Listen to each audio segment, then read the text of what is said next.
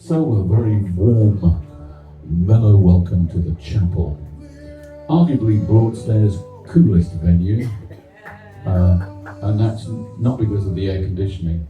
That's due for 2029. But what the chapel does that no other venue does is it has a genuinely broad church of hand-picked acts. And if you've been here during the week, you could have seen almost every style of music available for a limited budget. But it also has spoken word. And so what we're going to do for you in the next half an hour is give you some poetry backed by ambient folk music. Liam. There we go, that was subtle. So, my name is Nick Goodall, I'm the Bard of Broadstairs. I'm called the Bard of Broadstairs because I'm from Broadstairs and I've been barred from most pubs for my poetry.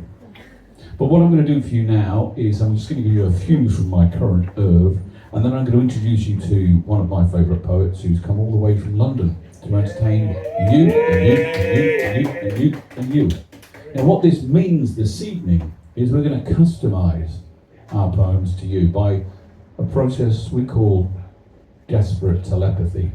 So my first poem this evening is a meditation on possibly one of the deepest questions known to humanity.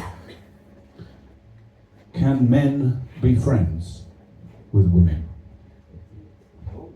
Can men be friends with women and have not one lustful thought, and never ever imagine a scene that really simply ought to stay inside the dreamland where the curtains must be drawn? Can men just share a pint and chat and not be led by dawn? Oh yes, say some, all serious. We're civilised these days. A boy and girl can coexist in wholly friendly ways. They cite a case from Dumpton Gap, where a Nigel and a Sue have weekly chats on Wittgenstein while nothing lewd they do. But I have found in all my years, when men say just good friends, it sometimes means I'd love her madly if it wasn't for loose ends. Or else she quite adores the bloke, but he's as thick as grout, and neither dares to ask the thing they're really on about. Now don't get me all confused here, friends can be fine and grand when neither tries to sneak a kiss or gently touch a hand. But there's a kind of chemistry, a fizz beneath the calm, that sometimes make a handshake feel more like a sweaty psalm. See, women are magnificent. They charm, they glow, they grin. And men, well bless our cotton socks, we're fools beneath the skin. We're simple creatures, wired a bit like dogs upon a lead. We see a spark, we chase the flame, regardless of the breed. Yet sometimes, oh yes, sometimes there's a beauty that is pure, a bond that's not romantic but is solid and secure. Like my old mate, that's Deborah. She's sharp, if full of gin. We laugh, we cry, we curse the news and neither tries to win. So can a man be friend with girls without a cunning scheme? Yes, if he keeps his trousers on and doesn't dare to dream. It's hard, I grant, but possible. With effort, grace and tea. Though frankly, if she's lovely, well, you'd best not question me.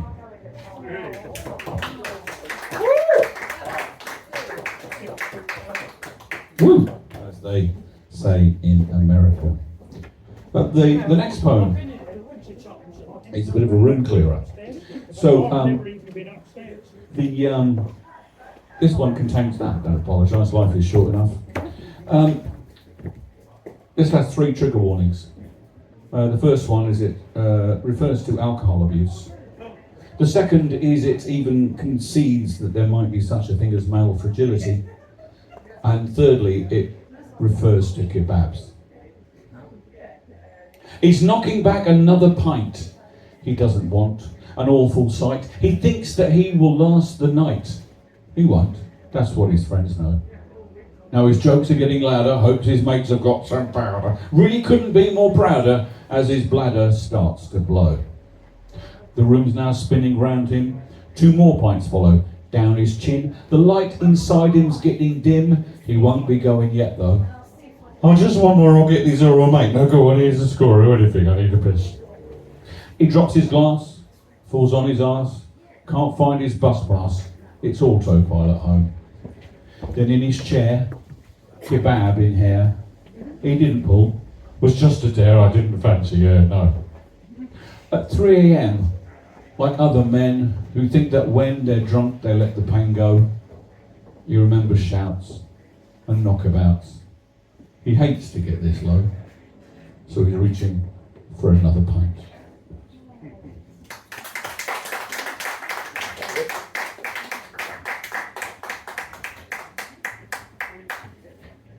Now, as we're all really good friends now, and shortly we will be having a workshop and introducing ourselves to each other, because we may as well, I'd like to do a little confession from my life. Has anybody here ever dated somebody much wealthier than them? Yeah. Really? Well, then you'll know what this is about. This is called I Was a Rich Woman's Plaything. I was a rich woman's plaything. At the click of her fingers, I'd come. When she wanted to get my attention, she'd manoeuvre me under her thumb. I was willing to join in the action and would dance for amusements and food, and if given a decent incentive, would trade for excitement. Quite rude. With a kiss is how she dismissed me, or perhaps more precisely, a peck. With the prospect of something vague later, when I'd healed up the holes in my neck. At the root of our trouble was money, that she had it and I never could, though I had something else that she wanted. More than wealth is what I understood. Any fans of Pam Ayres in the room? Statistically, legally, I think there has to be one. Anybody heard of Pam Ayres? Right, like Pam Ayres? I love Pam Ayres. I mean, it's more like a confession group now, isn't it? And I love Pam Ayres so much, I went to see her a couple of years ago, and I shouldn't have done. But I am inspired by Pam's style, such that this poem has to be delivered in her voice. This is called Stoat. Oh my word, I said out loud as I was driving home. Is that a stoat I saw ahead, standing in the road? I'd rather hope it wasn't, as I think I mowed it down. Might have been a fox, I suppose, not in this part of town. Can't be helped, I'll clean the tires, there's nothing much to do, as Mr. Stoat or Mrs. Stoat probably won't make the news. I expect that you're thinking now this is not one of my wittiest poems. There's no obvious gag or punchline coming and you think I'd best be going. I wasn't being sweet and rustic enough. Coming over cynical, blasé. There's more to life than my teeth and old man, but that stuff it doesn't well pay.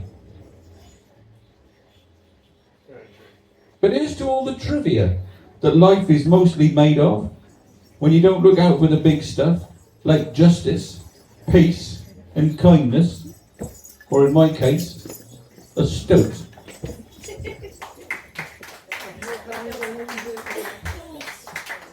I'm always impressed by people who go upstairs without a drink, because it either means they're going to be athletic and come down, or they're going to bellow at the bar staff thinking there's a dumb waiter, or they're just skiving up for a snog.